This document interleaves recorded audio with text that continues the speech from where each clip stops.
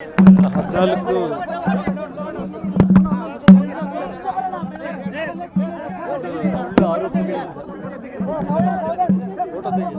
ಸುಳ್ಳು ಆರೋಪಗಳಿಂದ ಒಂದು ಈ ರಾಜ್ಯದ ಮುಖ್ಯಮಂತ್ರಿ ಆಗಬೇಕು ಅನ್ನೋಂಥ ಒಂದು ದುರಾಶೆಯಿಂದ ಈ ರಾಜ್ಯದ ಹಿಂದಿನ ಮುಖ್ಯಮಂತ್ರಿ ಅಂದು ಪ್ರತಿಪಕ್ಷ ನಾಯಕರು ಏನೆಲ್ಲ ನನ್ನ ಬಗ್ಗೆ ಇಲ್ಲ ಸಲ್ಲದ ಸುಳ್ಳು ಆರೋಪಗಳಿಂದ ಮಾಡಿ ನನ್ನ ಜೈಲಿಗೆ ಹಾಕಿ 14 ವರ್ಷ ನನ್ನ ಹುಟ್ಟೂರಿಂದ ದೂರ ಮಾಡಿದ್ರು. ಇವತ್ತು ಸರ್ವೋಚ್ಚ ನ್ಯಾಯಾಲಯ ಶಾಶ್ವತವಾಗಿ ನಾನು ಬಳ್ಳಾರಿಯಲ್ಲಿ ನೆಲೆಸೋದಕ್ಕೆ ಇವತ್ತೇನು ಸುಪ್ರೀಂ ಕೋರ್ಟ್ ಪರ್ಮಿಷನ್ ಕೊಟ್ಟಿದೆ. ನಿಜವಾಗ್ಲೂ ಕೂಡ ಅದನ್ನು ಮಾತಲ್ಲಿ ಹೇಳೋದಕ್ಕೆ ಸಾಧ್ಯನೇ ಇಲ್ಲ.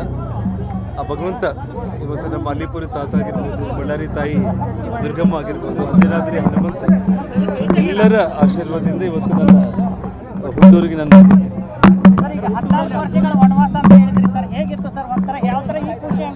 ನೋಡಿ. ಒಂದು ಮಾತು, ತಾವೆಲ್ಲರೂ ಕೂಡ ಬಹಳಷ್ಟು ಮಾಧ್ಯಮ ಸ್ನೇಹಿತರು, ಹಳೆ ಸ್ನೇಹಿತರು ಪರಿಚಯ ಇದ್ದಾರೆ ಇಲ್ಲಿ, ಬಹಳಷ್ಟು ಮಂದಿ ಹೊಸಬ್ರು ಇದ್ದೀರಿ. ಎಲ್ಲ ನಾವು ಇಡೀ ಜಗತ್ತೇ ನಾವು ಸುತ್ತಿ ಬಂದರೂ ಕೂಡ ನಮ್ಮೂರಲ್ಲಿ ಒಂದು ಸಣ್ಣ ಗುಡಿಸಲೆಯಲ್ಲಿ ನೆಲದ ಮೇಲೆ ಮಲ್ಕೊಂಡ್ರೂ ಕೂಡ ಅದು ನಮಗೆ ಸ್ವರ್ಗಕ್ಕೆ ಸಮಾನ. ಹಾಗಾಗಿ ಹುಟ್ಟಿ ಬೆಳೆದಿರುವಂಥ ಈ ಊರಲ್ಲಿ ಒಂದು ಕ್ಷಣ ಕೂಡ ಬಳ್ಳಾರಿ ಬಿಟ್ಟು ಬದುಕಲಿಕ್ಕೆ ಆಗ್ತಾ ಇದ್ದಿಲ್ಲ. ಹಿಂದೆ ಕೂಡ ಹೇಳಿದೆ, ನಾನು ಹೆಲಿಕಾಪ್ಟರ್ನ ನಾನು ಉಪಯೋಗಿಸಿದ್ದು ಬೆಂಗಳೂರಿಗೆ ಬಳ್ಳಾರಿಗೆ ಆ ಕಾಲದಲ್ಲಿ 6-7 ಗಂಟೆ ಪ್ರಯಾಣ ಆಗ್ತಾ ಇತ್ತು.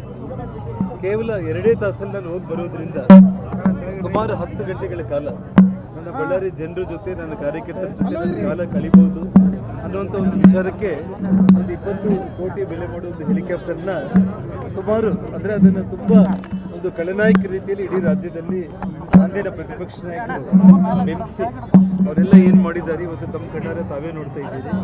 ಆ ಕರ್ಮ ಅನ್ನೋದು ಯಾರನ್ನ ಬಿಡಲ್ಲ ಅಂತ ನಾನು ಹೇಳಿದೆ.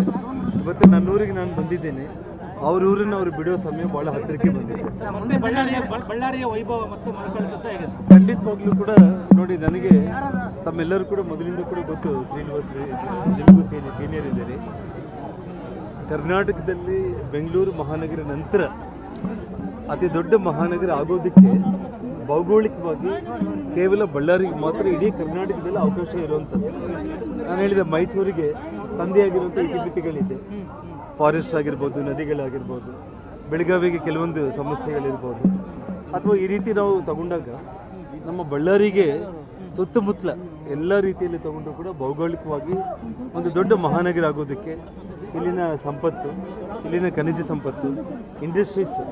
ನಾನೊಂದು ಮಾತಿನೊಂದು ಸ್ಲೋಗನ್ ಹೇಳಿದ್ದೆ, ನಾನು ಚೈನಾಗೆ ಬೀಜಿಂಗ್ ಯಾವ ರೀತಿಯೂ ಭಾರತಕ್ಕೆ ಬಳ್ಳಾರಿ ಆ ರೀತಿ ಆಗಬೇಕು ಅಂತೇಳಿ ನಿಮ್ಮೆಲ್ಲರ ಒಂದು ಆಶೆ ಇದ್ದಂತೆ ಇವತ್ತೇನು ಬೀಜಿಂಗ್ ಚೈನಾಗೆ ಭಾರತಕ್ಕೆ ಬಳ್ಳಾರಿ ಅಂದರೆ ಸ್ಟೀಲ್ ಹಬ್ಬು, ಸೋಲಾರ್ ಹಬ್ಬು ಆಗಬೇಕು. 10 ಲಕ್ಷ ಯುವಕರಿಗೆ ಇಡೀ ಉತ್ತರ ಕರ್ನಾಟಕ ಭಾಗದಲ್ಲಿ ಅವ್ರಿಗೆ ಉದ್ಯೋಗ ಅವಕಾಶ ಸಿಗಬೇಕು ಅನ್ನೋ ಕನಸು ಕಂಡು ನಾನು ಮಾಡ್ತಾ ಇದ್ದೆ. ಆ ಎಲ್ಲ ಕನಸುಗಳನ್ನು ನನಸು ಮಾಡ್ಕೊಳ್ಳೋದಕ್ಕೆ ಅವಕಾಶ ಕೊಡದೇನೆ ಇಷ್ಟೆಲ್ಲ ಕೆಲಸಗಳು ಮಾಡಿದ್ರೆ ಶಾಶ್ವತವಾಗಿ ರಾಜಕೀಯದಲ್ಲಿ ಇವರು ನೆಲೆಯೂರ್ತಾರೆ ಅಂತ ಅಂದ್ಕೊಂಡ್ರೆ ಆಗಲಿ. ನನಗೆ ರಾಜಕೀಯಕ್ಕಿಂತ ಮುಖ್ಯವಾಗಿದ್ದು ಕಡು ಬಡತನದಿಂದ ಬಂದಿರುವಂಥ ನಾವು ಈ ಬಳ್ಳಾರಿ ತೀರಾ ಹಿಂದುಳಿದ ಭಾಗ ಅಂತೇಳಿ ಹಣೆಪಟ್ಟಿಗೆ ಕಾರಣ ಆಗಿರುವಂಥ ನಮ್ಮ ಬಳ್ಳಾರಿಯನ್ನು ಅತ್ಯಂತ ಶ್ರೀಮಂತ ಜಿಲ್ಲೆಯಾಗಿ ಇಡೀ ಪ್ರಪಂಚ ಪುಟದಲ್ಲಿ ಬಳ್ಳಾರಿ ಎದ್ದು ಕಾಣಿಸ್ಬೇಕು ಅನ್ನೋ ಕನಸು ನನಗೇನಿತ್ತು.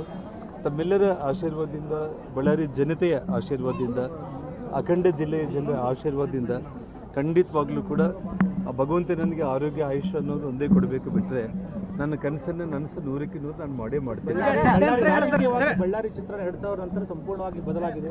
ಈಗ ಅಖಂಡ ಬಳ್ಳಾರಿ ಜಿಲ್ಲೆ ಆದ ನಂತರ ಬಳ್ಳಾರಿ ಸಂಪೂರ್ಣ ಕಾಂಗ್ರೆಸ್ಮಯ ಆಗಿದೆ. ತಾವು ಬಳ್ಳಾರಿಗೆ ಬರ್ತಾ ಇದ್ರೆ ದೊಡ್ಡ ಸವಾಲು ಕೂಡ ಇದೆ ತಮಗೆ. ನೋಡಿ, ನಾನು ಒಂದು ವಿಷಯ ಹೇಳ್ತಾ ಇದ್ದೀನಿ.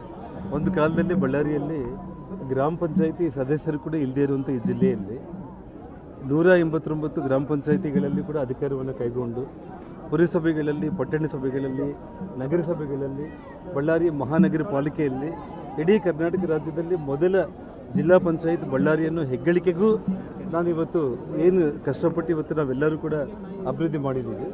ಇವತ್ತು ಒಂದು ಕಾಲಕ್ಕೆ ತಕ್ಕಂಗೆ ಇವತ್ತು ಅದು ನನ್ನ ಅನುಪಸ್ಥಿತಿ ಅಂತ ನಾನು ಹೇಳೋದಕ್ಕಿಂತ ಕೂಡ ಕೆಲವೊಂದು ಕಾರಣಗಳಿಂದ ಇವತ್ತು ಪಕ್ಷ ಹಿನ್ನಡೆ ಅನುಭವಿಸಿರ್ಬೋದು. ಮೈಸೂರಿನ ಸಂಪ್ರದಾಯಕ್ಕೆ ಹೆಸರುವಾಸಿಯಾದ ನಿಮ್ಮ ಅಚ್ಚುಮೆಚ್ಚಿನ ಆದಿ ಮಸಾಲ ಜೊತೆ chicken biryani, mutton biryani, chicken masala, chicken kebab ನಂತಹ ಯಾವುದೇ ಅಡುಗೆ ತಯಾರಿಸಿದರೂ ನೆನಪುಗಳು ತಾಜಾ ಆಗತ್ತೆ. ಆದಿ ಮಸಾಲ ಇಂದೇ ನಿಮ್ಮ ಹತ್ತಿರದ ಅಂಗಡಿಗಳಲ್ಲಿ ಕೇಳಿ ಪಡೆಯಿರಿ.